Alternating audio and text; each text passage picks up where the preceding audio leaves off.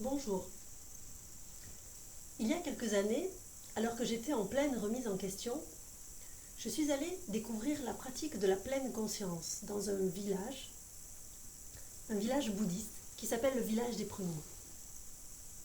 C'est un monastère en Dordogne.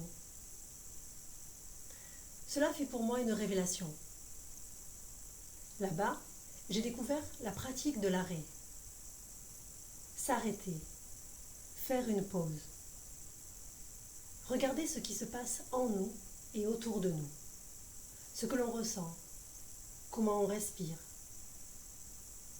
C'est dans ce monastère que pour la première fois, je sentais une atmosphère de paix dans un lieu où des humains cohabitent pourtant 24 heures sur 24. Quelques années après, dans mon parcours de recherche personnelle, j'en suis arrivée à réaliser que mon premier rêve, c'est de parvenir à vivre dans la paix avec les humains que je rencontre. Aujourd'hui, je fais cette vidéo parce que je souhaite partager cette quête, qui est de vivre ensemble dans la paix, avec ceux qui le souhaitent, bien sûr. Je ne suis ni une scientifique, ni une bouddhiste, encore moins une éveillée. Je suis reconnaissante de ce qui a été découvert avant moi. Je n'invente rien, et c'est avec humilité que je partage ce qui a été découvert et vérifié par des maîtres en matière de développement personnel. Je propose de transmettre et accompagner la pratique de la paix, de guider et de partager des expériences du bonheur. Cela par le biais d'ateliers vivre ensemble dans la paix, avec des personnes qui sont prêtes à se regarder avec sincérité et à s'entraîner. Pour moi, pratiquer et partager la paix veut dire s'entraîner ensemble à ne pas se laisser envahir par nos souffrances. S'entraider plutôt que les déverser sur les autres et ne pas laisser non plus celles des autres se déverser sur nous. Reprendre ses responsabilités. Je pense que ce qui nous arrive, nous en faisons le choix. Faire, c'est bien, mais j'ai remarqué que ce n'est pas suffisant. Faire dans la paix demande un travail pratique de vigilance spirituelle. Spirituelle, mais pratique. Et surtout, une conscience active. Alors voilà, je suis ici pour vous parler de nous, de moi et de vous, parce que je suis concernée. Non pas parce que je vous connais, mais parce que j'ai envie de vous connaître. Mon rêve d'humaine est de parvenir à cohabiter avec les humains dans la sérénité, à vivre ensemble. J'en ai assez de vivre dans un monde individualiste et personnel basé sur la comparaison, la dualité, le jugement, la manipulation et trop souvent l'incompréhension qui mène à l'agressivité, au conflit, à la maltraitance entre nous. Et vous, que voulez-vous ? Si vous en avez marre de vivre dans le conflit perpétuel, avec votre conjoint, vos collègues de travail, vos parents, et si après des années de souffrance relationnelle et plusieurs séparations, vous pensez être une personne suffisamment ouverte d'esprit pour réaliser que parler ne suffit pas pour s'entendre, alors je peux peut-être vous aider. Ressentez-vous une colère que vous ne savez pas nommer, mais qui jaillit lors de conflits avec les gens sans que vous puissiez la contrôler ? Dans vos relations de couple, avez-vous souvent regretté de ne pas être compris ? Vous êtes-vous senti blessé ? Et en avez-vous voulu à ceux qui vous blessaient ? Si vous vous sentez victime de la méchanceté des autres et qu'il vous est arrivé de vous faire manipuler, cela vous a peut-être fait énormément souffrir. Même si c'est en toute bienveillance que je vous dis cela, vous serez peut-être choqué d'entendre qu'il y a de la méchanceté aussi en vous. Ce que je vous propose, c'est d'apprendre à la regarder et à la gérer jusqu'à ce que celle des autres ne vous touche plus. Si vous déplorez de vous retrouver encore dans des situations qui vous rendent malheureux et peuvent même vous mettre en danger, il est temps pour vous d'agir pour que ça change.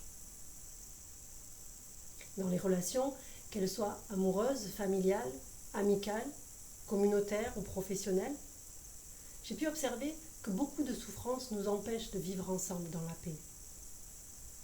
La plupart du temps, on partage des intérêts communs au début, et puis on s'évite pour ne pas entrer en conflit, ou pour ne pas rester en conflit, pour retrouver la paix. Moi, je vous propose de tenter de rester pour la partager. Je ne vous dis pas que vous devez rester à tout prix, bien sûr, mais si vous êtes là, c'est que peut-être vous en avez assez de divorcer, vous séparer, de fuir, changer de communauté, de département, pensant trouver mieux ailleurs, mais en réalisant que les problèmes, les difficultés continuent de vous suivre. Avec ces ateliers, je souhaite aider les humains à s'aimer et à se faire aimer véritablement. Ils ont pour objectif d'apporter des outils pratiques. Ces outils vont au-delà d'une communication harmonieuse et épanouissante. Ce sont, je dis bien, des outils pratiques que je souhaite offrir. Ne vous isolez pas. Vous vous sentez victime de la violence des autres tant que vous ne comprenez pas que l'autre ne vient que réveiller vos propres blessures, celles qui dorment au fond de vous. Ces ateliers proposent de vivre ensemble dans la paix. Les participants pourront y découvrir quelques pratiques qui permettent cela. Par le biais d'outils concrets et faciles à utiliser, je leur proposerai d'en faire l'expérience et de bénéficier d'explications et de soutien pour les utiliser dans leur vie. Lorsque les conflits se présentent, ces outils sont là pour permettre aux personnes de mieux se connaître et d'apprendre à se pardonner. Grâce au développement de la compréhension profonde envers soi-même, on peut pardonner à soi-même et on peut pardonner à l'autre. Il se pratique en solitaire, bien sûr, pourtant c'est en couple ou en groupe qu'ils sont le plus efficaces. J'ai constaté que les conflits peuvent être destructifs ou constructifs. Tout dépend de la manière dont on les voit et les utilise. Les personnes qui nous blessent représentent des opportunités pour nous de grandir en véritable amour. Plus nous pratiquerons la paix, plus nous pourrons nous entraider à nous guérir par l'amour. Pour ma part, chaque fois que j'ai utilisé ces techniques, j'ai ressenti une joie profonde et un soulagement, comme si une guérison s'effectuait en moi. Et quand je les ai mises en pratique avec quelqu'un, j'ai vécu un partage merveilleux de sincérité et de complicité. Quelle que soit votre situation, quelle que soit votre volition, votre quête, si vous vous mettez au service de votre cœur, vous êtes les bienvenus dans ces ateliers.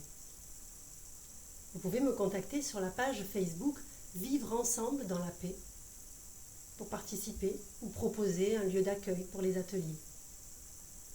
Moi, je suis nomade. Je peux me déplacer, mais je n'ai pas de lieu à offrir. Cette occasion, je serai ravie de rencontrer des êtres qui se mettent en mouvement pour pratiquer la paix.